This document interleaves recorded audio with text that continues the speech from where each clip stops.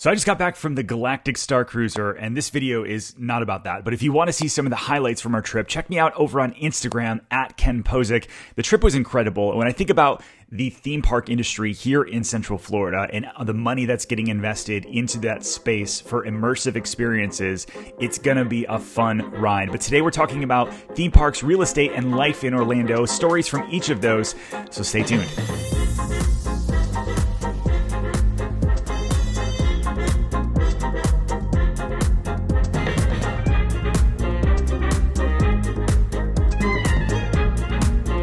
First story today does come out of the theme park world. You know, back in April of 2001, InsideTheMagic.com had a blog around Disney fans asking that Space Mountain be one of the next theme park rides to be refurbished over at Disney. And I thought that was definitely something that I agree with because it kind of felt like it was out of the 80s or 90s. Fast forward to today, I was actually going through different permitting, and it looks as though Disney has now gotten approval from the county to do a $15 million refurbishment on Space Mountain. I was looking online. I have not seen this anywhere else, so I hopefully am breaking it here on our channel, but that makes a lot of sense because right next door to Space Mountain is the new Tron ride, which opens later this year. They're already doing testing on the roller coaster and just in preparation of getting that ready. So if you're thinking about that whole area near Space Mountain, getting a refurbishment, getting a new look, new vibe, I think it's going to be a pretty amazing part of the attractions as the rest of the year unfolds. But what about you? Which ride do you think needs refurbishment next?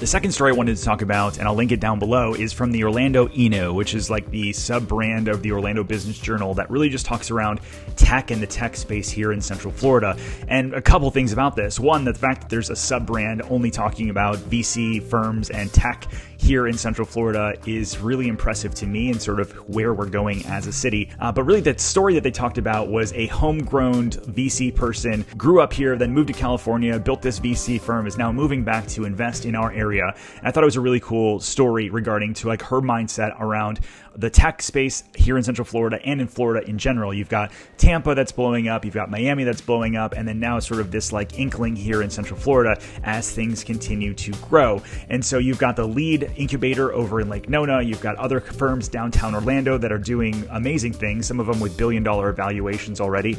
And so it's interesting because a lot of people moving from California, New York, more expensive places in the country, seeing Orlando as a value is doing a few things. One, it's causing our prices to continue to rise because they see our real estate and they're like, hey, our real estate taxes are cheaper, no state income tax, their housing prices are cheaper, why not buy and invest in the area? But it's causing an issue with locals who have grown up here in the theme park industry, the tourism industry, hospitality, that sort of thing. And so to have new job opportunities for them, I think is going to be amazing. But you also have to help these people get into that space and help train them up, right? So you want to do that locally, I think, because you don't want them to move away and then never come back. So enter story number 2.5 or 3, or however we want to put this in today's storyline. But Full Sail University has now announced that they are bringing on this insanely high-tech film school / film department. Kind of uses all of the same tech that Disney used to create The Mandalorian with these rounded out LCD screens, and they can kind of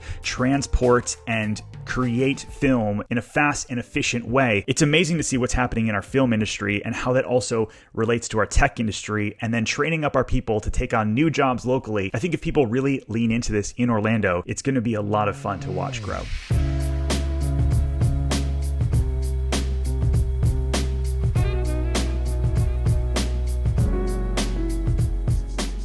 Story number 4 is out of Fortune magazine. They kind of came out with a overview of real estate and where we're at inventory wise. Their premise was that pre-pandemic, people were just sort of buying and selling. It was a strong seller's market, but nothing crazy. Then we went into the pandemic and people were able to move, wherever they wanted, work from home, that kind of thing. So many people anyways. And they assumed, wrongfully so, that after the pandemic started to lift, that housing inventory would start to rise as like maybe the elderly said, we feel more comfortable with people coming into our homes, COVID subsiding and that sort of thing. And we just haven't seen that happen. And in fact, it's actually been even made worse lately with interest rates kind of bumping up a little bit. And so if you look at our inventory today, we've been on a 5-month slide down in regards to available inventory. In fact, we're 30% less in terms of the amount of homes for sale than we were pre-pandemic levels. The builders need to catch up. That's really first and foremost where we need to spend our time thinking. A lot of counties are still backed up with backlogs on permitting.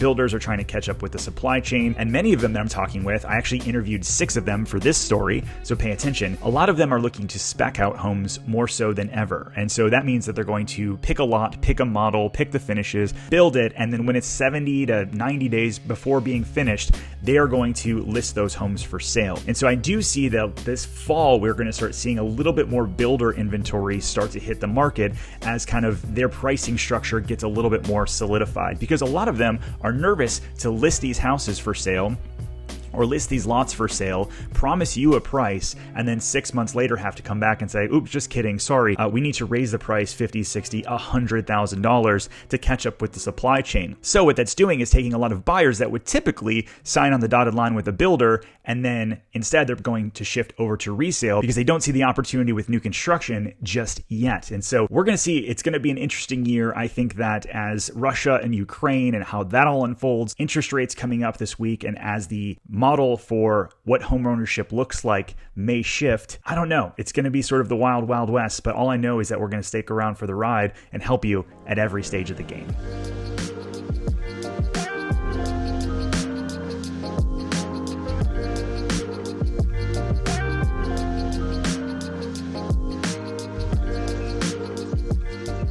Story number 5 today comes out of the new construction realm and sort of where we're seeing potential affordable housing that's going to be built out. Park Square Homes and Richmond American Homes have taken down over 1,000 lots in a little bit farther out Lake County areas. You've got Tavares, Fruitland Park, and Mascati?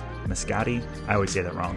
Anyways, they've got new homes that they're getting ready to develop. In Park Square Homes, they're definitely more of a, I would say, a mid-tier builder, and Richmond American is sort of that, entry level. And so you're going to have a bit more affordable homes in these different developments. And so, as I've been saying for the past couple years, that affordability is just going to mean that you need to drive a little bit farther. That's kind of showing out in here. I mean, for the longest time, Tavares and Fruitland Park seemed like a very far away. And now you're going to have 1,000 new homes that are going to be released over the next 2 to 3 years in those areas. And so let me ask you this. Have you found yourself having to drive a little bit farther to be able to afford a home here in Central Florida? Let me know down below.